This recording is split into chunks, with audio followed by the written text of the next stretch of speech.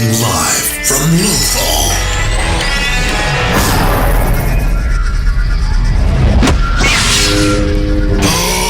Good morning, Lothal. It's the Unofficial Star Wars Rebels podcast. Hello, everyone, and welcome once again to Good Morning Lothal, the Unofficial Star Wars Rebels podcast. I'm Pete Salas, along with Rolando Zamora. How are we doing today, Rolly? I'm great. How about yourself, man? I'm doing good. We're back for episode 2 of our show. This is episode 3 of the show we're talking about, but we're not going to confuse each other. So for the sake of argument, we're talking about episode 3 of Rebels today. It's called Droids in Distress. But before we get to that, got a little house cleaning to do. So this is our second episode. Like I said, first one, we just hit record and we let it roll the way it came out. So it was a little rocky, it was a little choppy. We hope you enjoyed what we put out, but we've got some more structure to our show this week. And one of the things that we neglected to do last week was to talk about the synopsis for the show that we're actually reviewing today. So I'm going to kind of rewind the tape a little bit and go back and talk about the synopsis for episodes 1 and 2 of Rebels, which of course called Spark of Rebellion. Correct so far? Yep, go for it. He is not only is my co-host, he is also my producer, so got to make the man happy. All right, so here is a quick synopsis of the last episode. All right, here we go.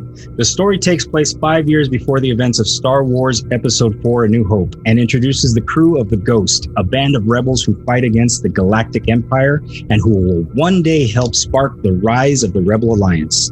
The plot primarily centers around 14-year-old orphan Ezra Bridger as he joins the crew of the Ghost and learns he can use the powers of the Force. Ezra and the crew, Order 66 survivor and former Padawan Kanan Jarrus, pilot Hera Syndulla, Mandalorian warrior Sabine Wren, Lasat warrior Zeb Aurelios, and astromech droid Chopper learn that Wookiee slaves are being taken by the Empire to the spice mines of Kessel and launch a mission to rescue them, all while being pursued by Agent Kallus of the Imperial Security Bureau. That's pretty much episode 1 and 2 together. It was a great way to start the show. I still believe that because it introduced us to a whole new set of characters that we're supposed to know and love, or learn to know and love, but while also connecting to the story that more traditional movie-based Star Wars fans are familiar with. So, and just to add on to what Pete's saying, we didn't get to touch into how the episode ended, but during this Wookiee rescue, we actually see Kanan reveal himself as a Jedi in front of Agent Kallus, who we also didn't get to touch on too much, but we'll talk more about him in this episode. Kind of like a head agent in the Imperial Security Bureau. Since he reveals himself as a Jedi, Kallus actually relates this information back to the Grand Inquisitor. Mm-hmm. So that is basically already setting the premise for what we're going to see happen throughout the progress of this first season of Rebels. Right, moving forward. And also touching on moving points, at the end of the episode, we do see Kanan revisiting his Jedi holocron and seeing the message that Obi-Wan sends out to all the Jedi to basically stay in hiding and trust nobody but trust in the Force to guide them. Yes. Right. Okay. All right. So moving on, here we are at episode 3. Droids in Distress is what it's called. So just based on the title alone, we kind of know where we're going. This is a droid-centric episode. And you want to hit us with a synopsis, or should I, Rolu? I can do it. Okay, go for it. Give it a shot. Give it a shot. So basically in this episode, we see the Ghost crew intercept a shipment of weapons that's intended for the Galactic Empire. And along the way, they accidentally just so happen to run into C-3PO and R2-D2, who the movie viewers are absolutely familiar with. And these droids are on a secret mission from Senator Bail Organa to prevent the weapons from falling into the Imperial hands. The crew continues to be chased by Agent Kallus, who I just mentioned, from the Imperial Security Bureau, while Zeb deals with grief over the near extinction of his race, which would be the Lasat. In the end, R2 provides Organa, who will become one of the founders of the Alliance, to restore the Republic with information about the rebels and their activities. So it's a jam-packed episode. From the title, it kind of seems like you go into it saying, "Oh, this is going to be about like we're going to learn about the droids." Maybe this is like they're already going with a filler episode in episode 3. But no, this one was packed with story and important story at that. So before we get to the show itself, this episode, we're going to go to a segment that we're hitting this week. It's called This Week in Star Wars. So, Rolly, what's happening around the galaxy? Let's see what's happening this week in Star Wars. So, the big discussion that I've seen the content creators, everybody that's in love with Star Wars talking about this week was the release of the Lego Star Wars Skywalker Saga. So here we go. I actually picked up a copy myself for the Switch. Okay. Which is a really fun game. Basically, what it is it covers all 9 movies. And I believe they actually already released 2 bonus contents where you can play through Mandalorian episodes as well as the Solo movie. No way. Cool. But yeah, it's pretty legit. Open world, a lot of fun. You can blast through the storyline. It's got the Lego twist, so it's very comedic, very enjoyable. Doesn't matter what age of Star Wars fan you are. But on the other hand, it's open world. So I've myself only touched it for like a couple hours, but it seems like you could just get lost in the universe that is Star Wars. And from what I was seeing, there's like over 20 planets and such. So there's just a lot to do. And it just seems like it's a game that everybody that loves this genre would enjoy. I've been enjoying it myself. So. And is it only for the Switch? I think it's on all systems, if I'm not mistaken. So Switch, PS5, Xboxes, PS4, I'm sure, and Windows. Yeah. Okay, cool. Moving on to that sounds like a great game. I think I might want to give that a shot, even though I got to tell you, man, I'm not so much a gamer anymore. It's really heartbreaking to me that I used to have a passion for games, and now I can't anymore. It's not that I don't like games. I love video games, but like there's just something about it. Like I have since, my passion for it has lessened, but I think maybe a game like this might be just what I need to like suck me back in. So anyway. Oh yeah, dude, I'm totally the same way. Like, I mean, let's be honest here. We're adults. We have things we have to take care of. And I really can just like, if I'm not gaming on the weekend during the week, I have time to pick it up for like minutes. I wouldn't even say like an hour. Right. So I think this game in that sense is actually really cool because you can just pick it up, freely play through it and not feel like it's such a time commitment to it. I mean, you can get lost in it, but I mean, especially if you don't have much time, you just jump right on it and yep. And especially on the Switch, you can take it on the go too. So that's kind of cool. Yeah. Personally, that's why I picked it up for the Switch and didn't. Yeah. Exact reason right there.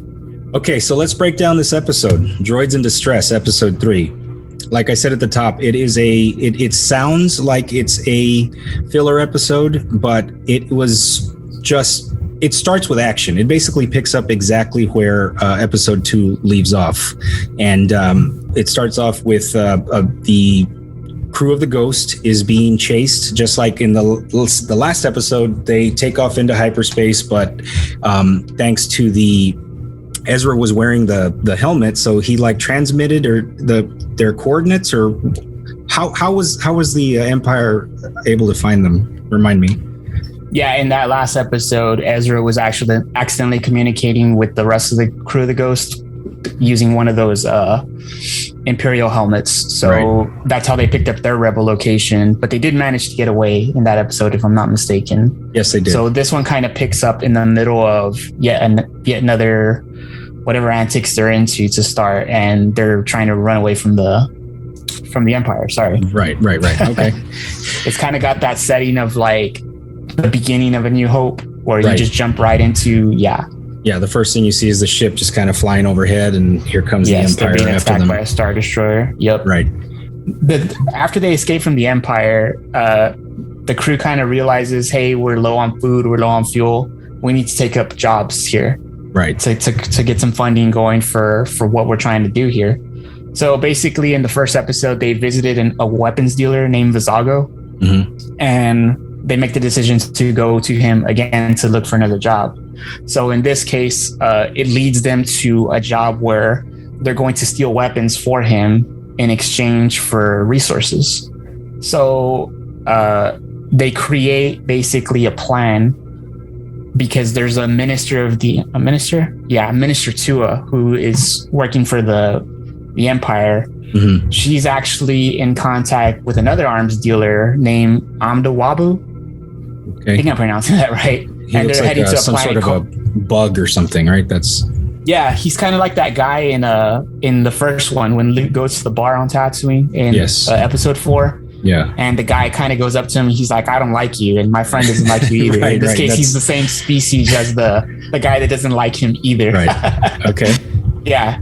So this part's really awesome, actually, because they actually board a shuttle. Mm-hmm. And I don't know, I'm sure a lot of the viewers out there and listeners might be familiar with Star Tours from Disney World. I've never been to Disneyland, but I believe they had the same setup over there. Okay. But this was a ride that debuted in 1987. I mean, I was born in 86, so I would say I remember this ride from 92, 93, more like it. Okay. And this shuttle that comes out on the show, it's exactly the same thing. It's the same as the ride. You get on there, and people that are familiar with the ride remember the captain. His name was Rex. Okay. So Rex is actually short for R3X. It's a type of piloting droid. In this episode, the pilot is one of those droids. Oh, wow. So okay. right off the bat, I'm like, there's a lot of nostalgia going on here for the people that have been fortunate enough to experience that. Some of the newer listeners, I've never been to Batu yet, the Galaxy's Edge, mm-hmm. but that same Rex from that ride is actually a DJ now at the bar. That's cool. So just to kind of put in perspective for anybody that might not be familiar with Star Tours, that's the same droid. And they board this shuttle because that's where this minister and this weapons dealer are at. And that's where they're going to execute this plan. So this shuttle's en route to where these weapons are being stored. And It just so happens, coincidentally or not coincidentally, as we find out later, R2-D2 and C-3PO from every single Star Wars movie that we know of, they're joining the shuttle also. Okay. So it actually turns out, Pete, that C-3PO and R2 are there for a reason. They're secretly working for Bail Organa, which is revealed a little bit later. Anybody that might be out of touch with that name, he was the character played by Jimmy Smits in the prequel trilogies. Yeah. Yes. That's what I yelled when he came out on the screen. I'm like, Jimmy Smits. I temporarily forgot it's Senator Organa, but anyway, go on. Yeah, and again, just anybody who might not be too familiar with this character, this is actually Princess Leia's father, not Vader, obviously, but the one that raised her. The girl that, yes, at the end of Revenge of the Sith, we see Smits. We see Organa with Yoda and Obi-Wan, and they're deciding who do we send Luke with and who do we send Leia with. Well, Leia actually ends up going with Bail, and he basically adopts her. Right. So the reason we see this, I don't think we get a taste of Revenge of the Sith that Bail Organa is going to be part of the beginning of the rebellion. But there's some lost information in between episodes 3 and 4. Mm-hmm. And episode 4, Alderaan's blown up. We don't really get much more of that from him. And we do see him in Rogue One. Mm-hmm. So there's a bit more of a taste there. But again, Rogue One is, minutes before episode 4. And this show, Rebels, takes place 5 years before episode 4. So there's a lot of story that's missing there that the show really gets into. And right away, you're seeing in this 3rd episode of Rebels, they're showing you the beginning of what's going to be known as the Rebel Alliance. And basically what's happening here is he sent R2 and C-3PO to get information from the Empire through this Minister Tua. And actually their mission was to deter the weapons away from the Empire. Very similar to what the Ghost Crew, the Phoenix Squadron, is doing. They're just the Phoenix Squadron. Not the entire crew's not aware of the larger alliance. Something we'll get into later. Right. So, what I really liked about that scene in particular was it really kind of shows more examples of how well the team works together to create, to pull off these heists. you know, and like now that Ezra has joined them, he's just another piece of the puzzle that makes it even better. Cause like, it really is like a heist, almost like an Ocean's 11 type of thing where like they pretend to be other people. And then there's like secret hand gestures and, tags to someone else, and then it's your job to start something else. And and they each have their own job, like their skill set, which is pretty cool. Yes, it is. Now I really like that they gave Ezra the crap job of going through the vents and whatever, getting up on the roof and going to another sub level or whatever. But I really like that when he was running on the rooftops and he comes to the edge and he's like kind of hesitant to jump, there's that that Force theme song that kind of like in the background woven in. It's just one more indication of just how strong in the Force he is, and it kind of gives him the confidence, for lack of a better term, to actually pull off that jump and jump. I don't know. It was just one of those little moments that's something I definitely wrote down. I was like, slight Force theme when Ezra needs to jump off the roof. Definitely. I think that's something, like, for me personally, I think I saw it the exact same way. Now that I'm rewatching it yet again, right? Mm-hmm. That's another small thing that I can't say I picked up on the first time, because you kind of just are aware, you know, he's starting his Jedi training. Or in this case of this episode, he's wanting to force his Jedi training, and Kanan's not really like making it a priority at the moment. So just because now that he's aware of that he's going through this training, all these little hints of confidence that I can do this, they now become major leaps of faith, so to say. Mm-hmm. Like, I can make this large jump because, Kanan believes in me. Right. And I am strong with the Force, and I'm going to use that ability to help the team, help everybody. Right.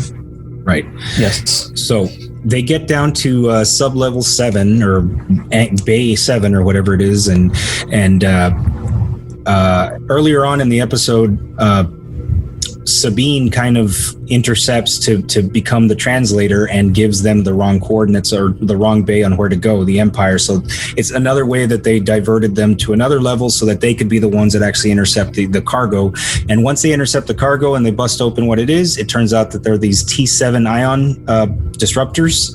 And as soon as that word, or as soon as that they see it, we notice that Zeb has some sort of a emotional, kind of a reaction to it, and we don't quite know what it is yet. We just know that as soon as the words ion disruptor was said, there was some sort of a trigger for Zeb. So that was also kind of foreshadowing a scene that was coming up, where once they get it on board, Zeb goes up to Kanan and tells him and brings him up to speed on why it is. So Ken, tell us why it is that he's got a problem with the disruptors.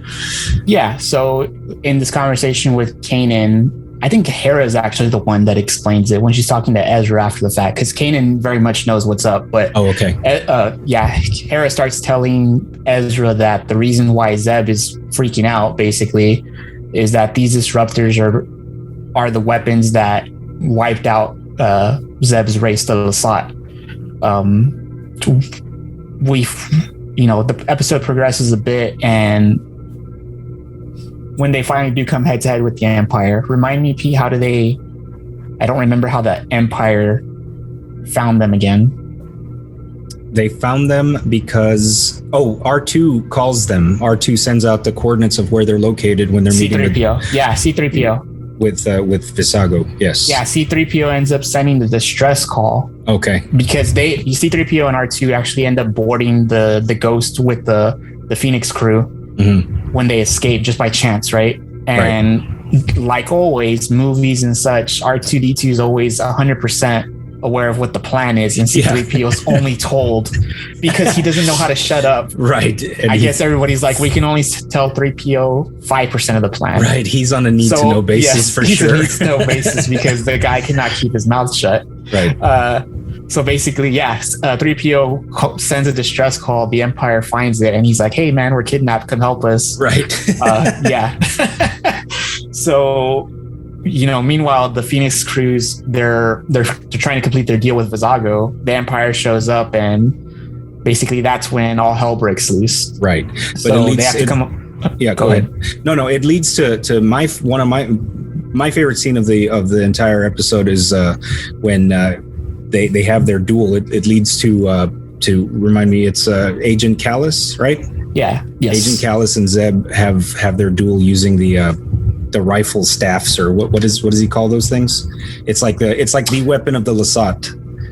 Yeah, it's a bow rifle, and it's kind of like, it's basically a rifle / bow staff. It has like these energy type emitters at the end. It reminds me of those weapons that General Grievous's guards had in Revenge of the Sith. Yes, yeah, like almost like cattle prods.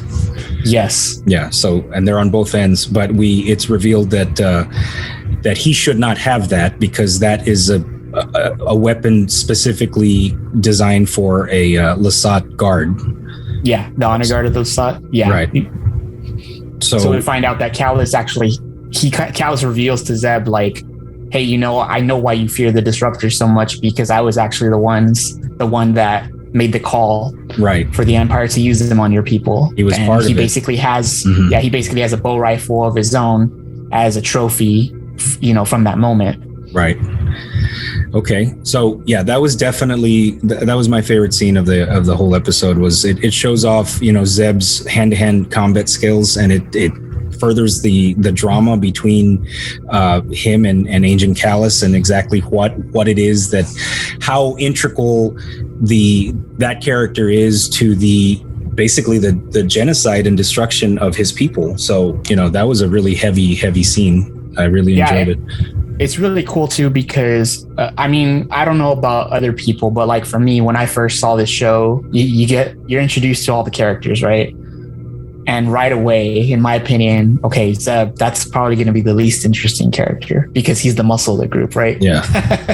And then in this episode, they basically tell you, well, no, Zeb has his reasons for fighting the Empire, for being part of this rebel cell, and it's a big one. So it's very interesting, and we do get further into that story as the series progresses. Right. And it does lead to, there's actually a great episode that basically this culminates to. So when we get to that, I'm looking forward to talking about that one. Yeah, me too. So winding down towards the end of the episode now, because this was pretty much the end. Zeb is actually, he's basically almost about to get killed when someone we wouldn't have expected to come to his aid, because the previous 2 episodes, there was definitely some conflict between Ezra and Zeb, but it turns out that, Ezra came in and he uses the Force to save Zeb from the killing blow. And Kanan is actually surprised that he came to his rescue. Oh yeah, that was actually an awesome moment, because we like Pete said earlier, we got a glimpse of Ezra's confidence in using the Force when he's leaping, the rooftops. And they're clearly like long jumps. They're not your typical Aladdin roof jumping. So this guy has to use the Force to make these extreme jumps, almost like Spider-Man when Spider-Man gets his powers in the movies. Right. Yeah. So in this instance, it wasn't so much skill, it was actually emotion, right? And the emotion that he experiences in that moment, because he sees his new friend Zeb, even though they're head to head so far the whole time that we've seen them, he's fearful for his death. So as soon as Callus is about to issue the killing blow rather, Ezra kind of screams like no, and then he force pushes Callus against like this rock face and ends the fight right there. The crew is able to escape. Right. So once Zeb basically comes to, he's very surprised to learn that it was Ezra that saved his life. So they share this little, like, he doesn't exactly thank him. He just kind of like gives him like a approving nod, like, but I guess that's just Zeb's character. He's not ever going to admit to being wrong, basically. Oh yeah. But right away you get like this sense of, hey, I can warm up to the little guy as far as Zeb's perspective is concerned. Right. Okay. So wrap it up to how did the show, this episode end? Okay, so the ending was very cool. And, just remember the episode's called Droids in Distress. We find out that, or rather, take a step back, the plan with Vizago didn't work out. so the crew couldn't get paid, but they have R2-D2 and C-3PO who needs to get back to their master. So they meet up with Senator Organa, and he pays them for returning the droids to him. Now, the best part of the episode definitely was, the Ghost crew goes back to their respective ship, and they show Organa have a quick conversation with R2, and he basically says, "Did you do all the recording like I asked you to of your new rebel friends?" And that kind of right away, like I said, is indicating he's recruiting for the Alliance so that they can fight back against the tyranny of the Empire. Right. And that last shot was just the way that it was framed. It was perfect. It was a perfect homage to the "Help me, Obi-Wan Kenobi, you're my only hope" shot, the famous shot where she's leaning into R2. And yes. I thought that was just, I know it's a cartoon, but like cinematically, it was just perfect. I love that shot. Yeah. I know George Lucas and even Dave Filoni, the creator of Rebels, and another name we'll get into later, a bit more explanation. Yeah, he's actually, they've said time and time again, Star Wars is poetry. Yes. And you see this again and again and again. There's scenes that are shown later that are specifically meant to remind you of stuff that you've already seen parallels. And it just adds so much more emotion to those scenes, like what Pete was saying. And it really tells you that there's a lot of like deep level thinking and minds, that are put to use when this Star Wars universe is constantly being expanded. Right. So those are always I know as soon as I see those moments and any new media Star Wars related that comes out, I'm like immediately pointing them out to my friends. Oh, you see, this is this is reference to such and such time from this movie or this episode. And it's just like, I get a kick out of when somebody didn't make that connection and all of a sudden it's brought to their attention, and it adds that much more to it for them. It triggers a rewatch. It triggers like, oh yeah, man, this is like really great stuff here. I don't really see that type of poetry in a lot of other fandoms the way I see it in Star Wars. No, it's so multi-layered. It's yes. There's no other way to say it. It's poetry. It's multi-layered. Everything ties together. I mean, this is one of the great examples of, especially you mentioned, Saint Filoni, of, just how important it is to have a true actual fan be in charge of these kind of projects, because it shines through, regardless of its live action, regardless of its animation or a video game. If a fan is in charge of the project, then there's no way that it can lose, because like it's perfect. It's poetry. I mean, you hit it right on the head with that. Yeah, I agree with you on that one. So that brings us to the end of this episode that was called Droids in Distress. Next week, we will be talking about episode 4 of Star Wars Rebels. It's called Fighter Flight. Now, just based on that title alone, what would you think that episode would be about, really? Oh, definitely. There's going to be some involvement with a TIE fighter. You hear that title and it sounds like fight or flight. And I'm sure it's written that way for a reason. Yes. But it's actually fighter. So the only fighter that we usually refer to just with that single word in Star Wars is TIE fighters. So there's definitely going to be involvement with that. Excellent. Okay, well, I can't wait to get to that one. So that brings us to the end of this episode of Good Morning Lothal. We just reviewed and recapped episode 3, which was called Droids in Distress. And like I said, next week is called Fighter Flight, episode 4. But until then, this has been Pete Salas along with Rolando Zamora, saying, may the Force be with you always. Goodbye from Lothal.